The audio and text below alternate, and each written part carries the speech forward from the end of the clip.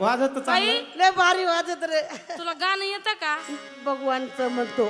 भगवानचं नाही, हो देवाचं भजन. देवाचं नाही बा. मग साप गळ्यात भगवान. ए बाई शंकर भगवान हा देवीचं गाणं म्हणतो.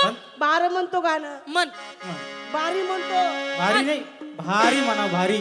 ए तुला का करायचं तेच म्हणलो रे. ऐकून घे. बर ये केसारी फणी ग मैना